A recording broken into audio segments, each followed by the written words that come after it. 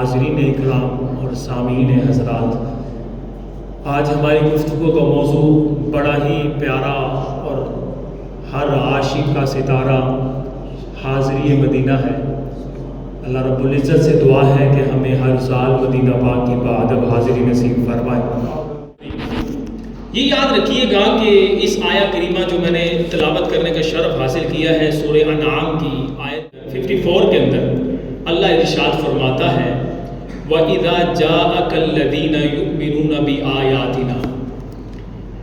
یہ آیت مبارکہ وہ لوگ خوش نصیب، وہ غلامان مصطفیٰ جو دربار رسالت میں حاضر ہوتے ہیں، جو بارگاہ رسالت میں حاضری دینے کو اپنی معراج سمجھتے ہیں اور آقا دو جہاں صلی اللہ علیہ وسلم کی دربار پر انوار پہ اترنے والی رحمتوں سے اس کے اندر غوطہ زن ہونا، اپنا مقدر سنوارنا چاہتے ہیں۔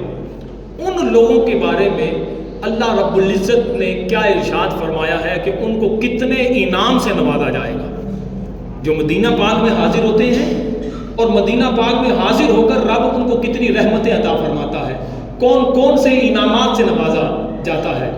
تو یہ کسی شاعر نے کہا تھا نا، حاجیو آؤ شہنشاہ کا روزہ دیکھو، حاجیو آؤ شہنشاہ کا روزہ دیکھو، کعبہ تو دیکھ چکے اب کعبے کا بھی کعبہ دیکھو۔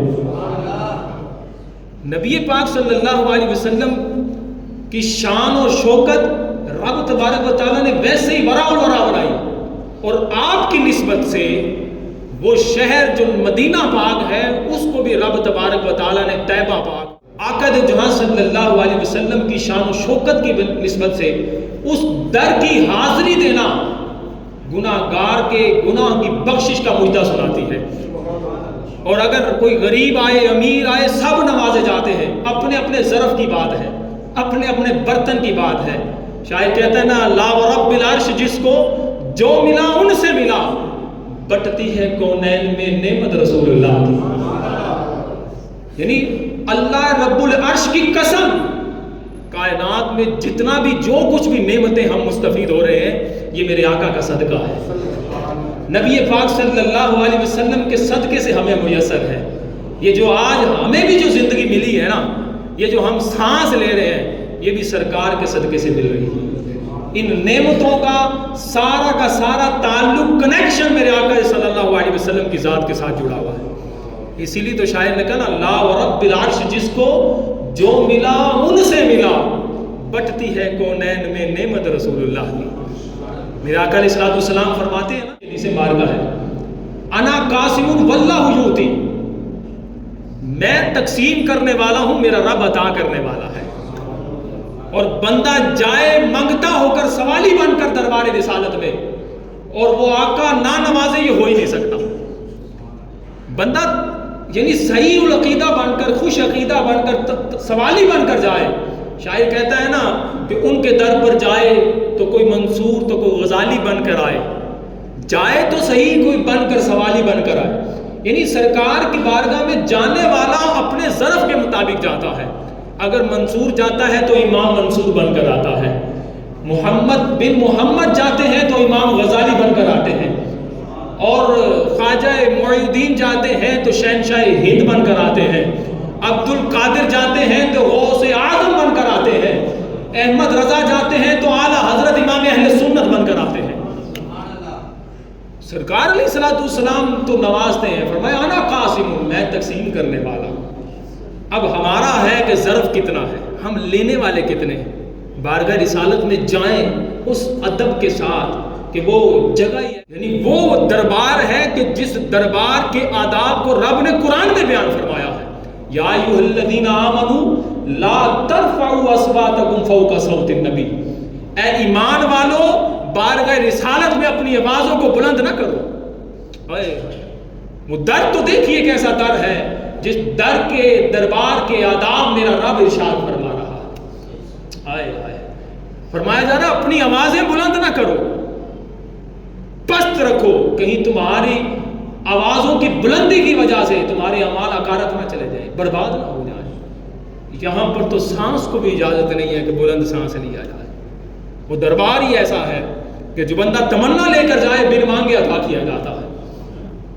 تو اب اللہ رب العزت اس دربار میں جانے والے کو کتنا انعام دیتا ہے مدینہ پاک کی حاضری پر۔ بعض بد نصیب ہوتے ہیں، وہ کہتے ہیں یار حج کرنا ہے، مکہ عرفات مزدلفہ سے گھومو اور واپس آ جاؤ، مدینے جانے کی ضرورت نہیں ہے۔ قرآن کہہ رہا ہے، سورہ انعام ہے، آیت نمبر 54 ہے، اللہ فرماتا ہے وَإِذَا جَاءَكَ الَّذِينَ يُؤْمِنُونَ بِآيَاتِنَا، اور جب محبوب آپ کے پاس وہ آئے، وَإِذَا جَاءَكَ، جب محبوب آپ کے پاس وہ آئے، کون لوگ؟ الَّذِينَ يُؤْمِنُونَ بِآيَاتِنَا، وہ لوگ جو ایمان ہماری آیتوں پر لائے ہیں۔ ہر کسی کو اجازت نہیں ہے، منافق نہیں جا سکتا، کافر نہیں جا سکتا، گستاخ رسول نہیں، گستاخ صحابہ نہیں، گستاخ اہل بیت نہیں، بد نصیب نہ جائے۔ کون جائے؟ الذین یؤمنون بآیاتنا، وہ لوگ جو ہماری آیتوں پر ایمان لائے ہیں۔ ایمان والے جائیں، بے ایمان نہ جائیں، جن کو یقین ہے کہ رب ایک ہے اور ان نے رب ایک ہونے کا ایمان بھی سرکار کے کہنے پر مانا ہے، اب سرکار کے فرامین پر مانے گا، اور رب رحمان کا نزول قرآن پاک اس کی آیتوں پر بھی مانے گا، ایمان لائے گا کہ رب کی نشانیاں ہیں۔ اللہ فرماتا ہے الذین یؤمنون بآیاتنا، جو ہماری آیتوں پر ایمان لائے وہ دربار رسالت میں جب آئیں تو پھر کیا ہو؟ اللہ فرماتا ہے فَقُلْ سَلَامٌ عَلَيْكُمْ، محبوب آپ ان کو فرما دیجیے، جو آپ کی امت کا غلام آپ کی بارگاہ میں آتا ہے، پہلا انعام یہ ہے کہ امتی دربار رسالت میں بعد میں آتا ہے، میرے آقا اس پر پہلے سلام پیش کرتے ہیں، سلام علیکم۔ اور یہاں پر تفسیر بزابی کے اندر اسی آیت مبارکہ کے تحت دو تفسیریں لکھی ہیں۔ ایک تو یہ لکھی ہے کہ امتی سرکار کی بارگاہ میں حاضر ہوتا ہے تو نبی پاک صلی اللہ علیہ وسلم اس کو سلام پیش کرتے ہیں۔ ادھر تو حساب تو لگائیں، عام بندہ کوئی آ کر کہنا وہ فلاں بڑے بندے نے تمہیں سلام پیش کیا، تو ہم کہتے ہیں اچھا وہ ہمیں جانتا ہے، فخر سے نہیں پھولے نہیں سماتے۔ ادھر کیا بات ہے، شہنشاہ کونین امام الانبیاء علیہ السلام کا امتی غلام عاشق بن کر بارگاہ رسالت میں حاضر ہوتا ہے، میرے آقا ان پر سلام پیش کرتے ہیں، سلامتی کی دعا کرتے ہیں۔ کون فرما رہا ہے؟ میرا رب فرما رہا ہے۔ اور یہاں پر دوسری تفسیر یہ ارشاد فرمائی کہ سلام تو رب کی جانب سے ہے، لیکن آقا دو جہاں صلی اللہ علیہ وسلم کی رب نے ذمہ داری لگا دی، رسپانسبلٹی لگا دی کہ محبوب آپ کے امتیوں میں سے جو بھی آپ کے پاس حاضر ہوتا ہے میرا سلام سب سے پہلے اس کو پیش کرنا۔ ہائے ہائے ہائے، رب کا سلام امتی کو مل رہا ہے، کون؟ جو دربار رسالت میں جاتا ہے۔ ایک انعام مل رہا ہے، یا تو سرکار کا سلام ہے یا رب کا سلام ہے۔ پہلا انعام بارگاہ رسالت میں حاضر ہونے والے کو ملتا ہے۔ دوسری بات کیا انعام ملتا ہے؟ اللہ فرماتا ہے کتب ربکم علی نفسہ رحمہ، اللہ اس شخص کو جو دربار رسالت میں حاضر ہوتا ہے اس کے لیے رحمت کو اپنے ذمہ کرم پر لے لیتا ہے۔ دوسرا انعام یہ ہے کہ اس بندے کو رحمت کا ذمہ کرم میرا رب اپنے اوپر لے لیتا ہے۔ یہ قرآن کی آیت ہے۔ کون؟ جو دربار رسالت میں حاضر ہوتا ہے، جو بارگاہ رسالت میں عاشق بن کر جاتا ہے، مدینے کی حاضری لیتا ہے۔ اور پھر اللہ فرماتا ہے تیسرا انعام کیا ملتا ہے؟ تیسرا اللہ فرماتا ہے انہ من عمل منکم سوءا بجہالۃ، وہ شخص کہ جو تم میں سے نادانی کی وجہ سے، جہالت کی وجہ سے برائی کر بیٹھے، نافرمانی کر بیٹھے، گناہ کر بیٹھے، رب کی نافرمانی کر بیٹھے، جہالت کی وجہ سے برائی کر بیٹھے، تو کیا ہو؟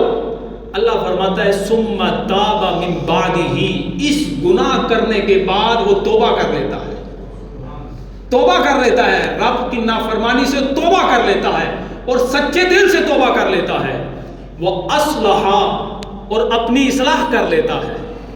تو اب جب دربار رسالت میں جائے گا تو رب کو کیسا پائے گا؟ اللہ فرماتا ہے فَأَنَّهُ غَفُورٌ رَحِيمٌ، تو رب کو غفور بھی پائے گا اور رحیم بھی پائے گا۔ گناہ کرنے والا گناہگار امتی برگہ رسالت میں جائے، مدینے کی حاضری پائے، گناہوں کی معافی مانگے، اللہ اس کے گناہ بھی بخش دیتا ہے اور رحمت میں جگہ بھی عطا فرما دیتا ہے۔ ہائے ہائے ہائے، لا ورب العرش، جس کو جو ملا ان سے ملا، بٹتی ہے کونین میں نعمت رسول اللہ کی۔ کہاں کا منصب، کہاں کی دولت، قسم خدا کی ہے یہ حقیقت، جنہیں بلایا ہے مصطفیٰ نے وہی مدینے کو جا رہے ہیں۔ ہر کوئی نہیں جاتا، وگرنہ لوگ اپنی طرف سے لگا دیتے ہیں یار مدینے جانے کی کیا ضرورت ہے۔ اب یہاں پر بھی لوگوں نے اعتراض کیا، مفسرین نے لکھا، بعض لوگ اعتراض کرتے ہیں یہ تو سرکار علیہ الصلوۃ، یہ آیت مبارکہ میں جو فرمایا گیا ہے کہ فَقُلْ سَلَامٌ عَلَيْكُمْ، محبوب آپ ان پر سلامتی بھیجیں جو آپ کے بارگاہ میں حاضر ہوں، تو یہ سلامتی اور رحمت تو سرکار کی حیات ظاہرہ کے ساتھ متصف ہو سکتی ہے۔ آپ جب وصال زاری فرما گئے ہیں، اب سلامتی کیسے ملے گی مدینے میں؟ اب سلام کون دے گا؟ اب رحمت کیسے آئے گی؟ تو پہلے یہ تو دیکھیں کہ یہ شیطانی وسوسہ ہے کہ وہ قرآن کی آیت کو مقید کر رہا ہے۔ رب نے مطلق فرمایا ہے محبوب، جب یہ نہیں فرمایا کہ محبوب آپ کی حیات میں آئے تو سلام پیش کرنا، یہ نہیں فرمایا 50 سال کے لیے قانون ہے یا 100 سال کے لیے قانون ہے، مطلق فرمایا فَقُلْ سَلَامٌ عَلَيْكُمْ، محبوب جب بھی آپ کا غلام آپ کے دربار پہ آیا آپ ان کو سلامتی پیش کرنا۔ تو قرآن کے حکم کو مقید کرنا قرآن کی تحریف کرنا ہے، قرآن میں تبدیلی کرنا ہے، یہ پہلے گناہگار ہوگا گویا کہ قرآن کو نہیں مانتا۔ اور دوسری بات، ہم نے یہ ہمارا عقیدہ ہے، ہمارا یہ عقیدہ ہم نے کس سے سیکھا ہے یہ آپ لوگ بتائیں گے۔ رب ایک ہے، ہم نے ایک ہونے کو کس کے کہنے پر مانا؟ نبی پاک صلی اللہ علیہ وسلم۔ تو جب ہم نے نبی پاک صلی اللہ علیہ وسلم کے کہنے پر رب کے ایک ہونے کو مانا ہے تو رب کے محبوب فرما رہے ہیں من زارا قبری بعد وفاتی کانانی فی حیاتی، نبی پاک فرما رہے ہیں کہ جس نے میری قبر کی زیارت کی میرے وصال ظاہری کے بعد، ایسا ہی ہے جیسے میری حیات میں اس نے زیارت کی ہے۔ اللہ اکبر۔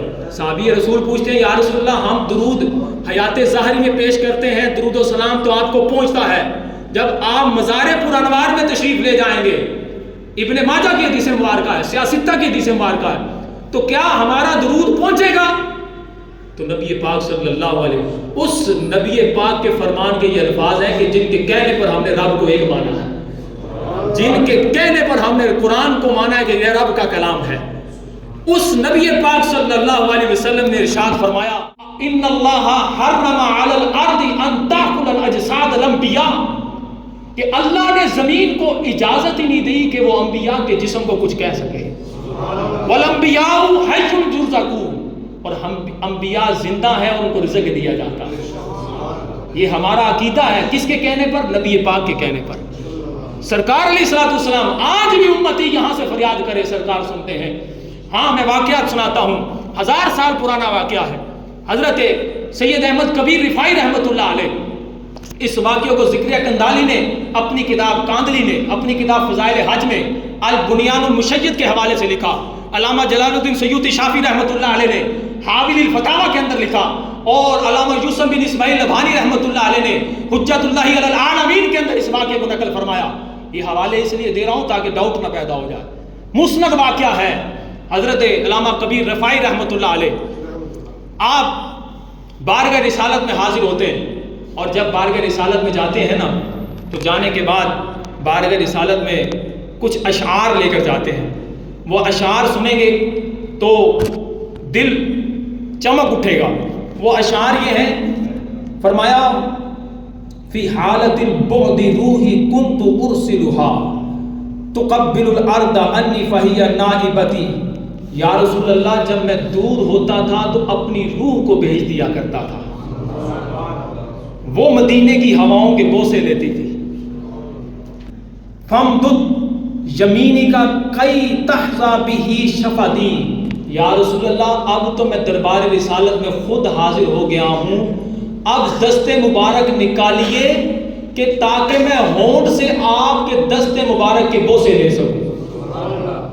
آگے فرماتے ہیں فرماتے ہیں فخرجت الید الشریفہ من قبر شریف وتقبلها، آقا دو جہاں صلی اللہ علیہ وسلم کی قبر مبارکہ سے ہاتھ مبارک باہر آیا، حضرت احمد کبیر رفاعی رحمۃ اللہ علیہ نے سرکار کے دست مبارک کا بوسہ لیا. اور اس واقعے کو نقل کرنے کے بعد زکریا کاندلی لکھتا ہے، کہتا ہے اس وقت 90,000 لوگ موجود تھے مدینہ پاک کے اندر، اور یہ اس وقت شیخ عبد القادر جیلانی رضی اللہ تعالیٰ عنہ بھی وہاں پر موجود تھے. فرماتے ہیں کہ 90,000 سب لوگوں نے سرکار کے دست مبارک کی زیارت فرمائی. اللہ اکبر. اور پھر یہ پچھلی صدی کی بات ہے، پچھلی صدی کی بات ہے، مدینے میں جائے تو صحیح سے کوئی سچا عاشق بن کر. امام اہل سنت مولانا شاہ امام احمد رضا خان علیہ رحمۃ الرحمان دوسری مرتبہ جب حج پر گئے، اور جب حج پر گئے ہیں نا تو اس مرتبہ دل میں یہ تمنا لے کر گئے کہ اس مرتبہ سرکار کا دیدار پلٹوں گا، سر کی آنکھوں سے دیدار کرنا ہے. اللہ اکبر. جا کر بارگاہ رسالت میں معاجہ شریف کے سامنے ادب کے ساتھ کھڑے ہو کر درود و سلام پیش کر رہے ہیں، لیکن فریاد ہے کہ پوری نہ ہوئی، دل تھوڑا سا مرجھا گیا، آنسوؤں کی لڑی بن گئی اور واپس پلٹ گئے. کہا کہ پتہ نہیں یہ میری حاضری قبول ہوئی ہے کہ نہیں ہوئی. اور اس کے بعد پلٹ کر دوبارہ اگلے دن آئے اور کچھ وہیں پر ادینے بیٹھ کر یہ کلام لکھا، اور یہ کلام مقبول زمانہ کلام ہے. حضرت امام احمد رضا خان رحمت اللہ علیہ مدینہ پاک میں حاضر ہوتے ہیں، درود و سلام پیش کرتے ہیں اور عرض کرتے ہیں وہ سوئے لال ازار پھرتے ہیں، تیرے دن ہے بہار پھرتے ہیں، کوئی پوچھے تیری بات رضا تجھ سے کتے ہزار پھرتے ہیں. کہ تو اپنی بات کرتا ہے، تیرے سے تو اور زیادہ لوگ بھی آئے ہوئے ہیں، وہ بھی دیدار کی تمنا رکھتے ہیں. فرماتے ہیں یہ کلام کا اختتام ہونا تھا، حضرت امام احمد رضا خان نے اپنے سر کی آنکھوں سے دیدار مصطفیٰ کیا ہے. آج بھی اگر کوئی سچے دل سے مانگے میرے آقا علیہ الصلوۃ والسلام عطا فرماتے ہیں. انا قاسم واللہ یؤتی، یہ نبی پاک کی عطا کرتا ہے، میں تقسیم کرنے والا ہوں. قرآن کی آیت ہے وَإِذَا جَاءَكَ، جب محبوب آپ کے پاس کوئی آ جائے، آپ کا امتی فقیر آ جائے. کون فقیر؟ الذین یؤمنون بآیاتنا، وہ جو ایمان والا ہو، بے ایمان نہ ہو، گستاخ نہ ہو، ایمان والا ہو. فقل سلام علیکم، آپ ان کو میرا سلام پیش کر دینا. یہ قرآن کا دستور بیان کر رہا ہوں. اور پھر میرے نبی پاک صلی اللہ علیہ وسلم کا دربار تو وہ دربار ہے کہ جس دربار پر حاضری کے آداب میرا رب قرآن میں سورہ حجرات میں بیان فرماتا ہے. پہلی آیات بینات کو آپ پڑھ کر دیکھ لیجئے گا. وہ دربار ہے کہ جہاں پر بڑے بڑوں کے سر جھک جاتے ہیں، بڑے بڑوں کے سر جھک جاتے ہیں. لیکن یہ یاد رکھیے گا ہر ایک کا مقدر نہیں ہے وہاں پر جانا. کہاں کا منصب، کہاں کی دولت، قسم خدا کی ہے یہ حقیقت، جنہیں بلایا ہے مصطفیٰ نے وہی مدینے کو جا رہے ہیں، وہی مدینے کو جاتے ہیں. تو وہ اللہ رب العرش جس کو جو ملا ان سے ملا، بٹتی ہے کونین میں نعمت رسول اللہ کی. میرے آقا دو جہاں صلی اللہ علیہ وسلم کے دربار کی حاضری اللہ تعالی ہمیں با ادب نصیب فرمائے.